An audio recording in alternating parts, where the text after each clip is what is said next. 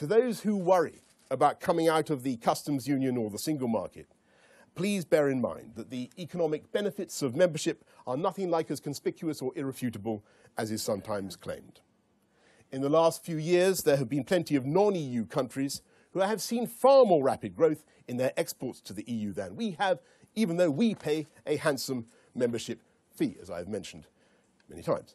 In spite of being outside the stockade, the US, the United States, have been able to increase its exports twice as fast. I think there are 36 countries around the world that have done better than us in exporting into the EU, even though they aren't members.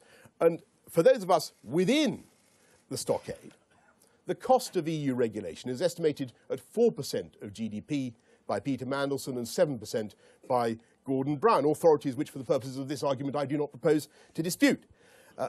It's only by taking back control of our laws that UK firms and entrepreneurs will have the freedom to innovate without the risk of having to comply with some directive devised by Brussels at the urgings of some lobby group with the specific aim of holding back a UK competitor. That would be intolerable, it would be undemocratic, and it would make it all but impossible for us to do serious free trade deals.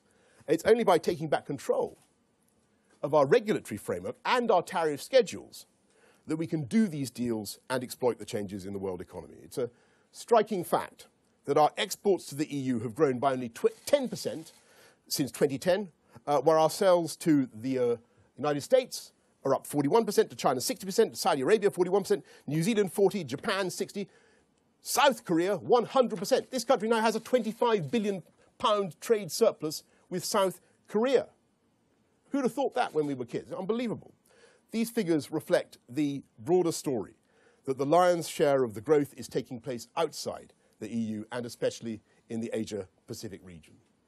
In a world that demands flexibility and agility, we should be thinking not of EU standards, but of global standards and a regulatory framework to suit the particular needs of the UK, a country that already exports a higher share of its GDP outside the EU than any other EU country. We already boast an amazing economy, diverse and very different from the rest of the EU. We're the nation that has moved highest, furthest up the value chain of the 21st century economy.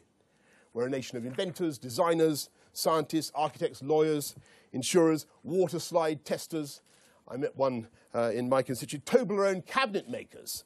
All the Toblerone cabinets in Saudi Arabian airports are made in Uxbridge, I'm delighted to tell you. There are some sectors, such as AI or bulk data, where we really excel. We're streets ahead. And in the future, we may want to do things differently. And of course, we're going to have to comply with EU regulation insofar as we're exporting to the EU.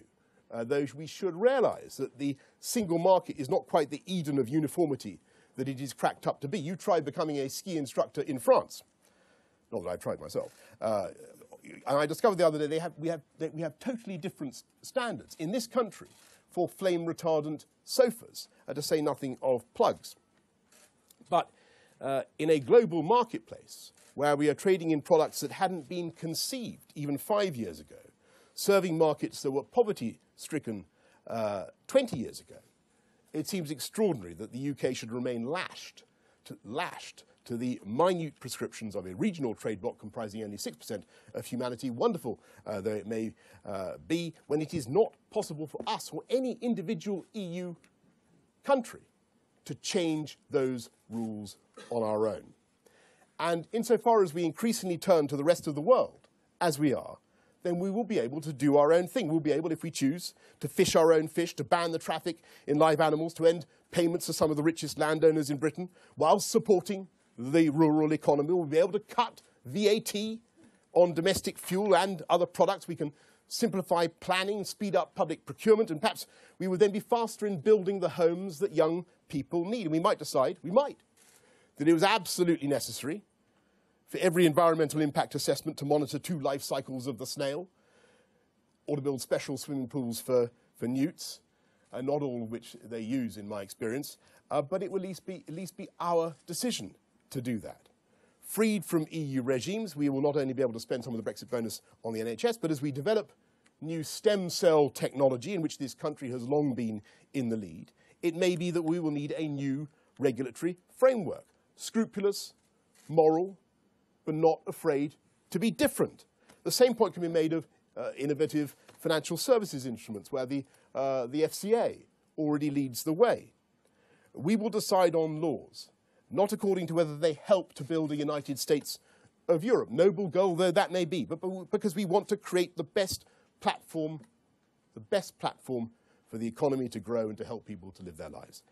And the crucial thing is that when we're running ourselves, and when all these freedoms are open before us, we'll no longer be able to blame Brussels for our woes, because our problems will be our responsibility and no one else's.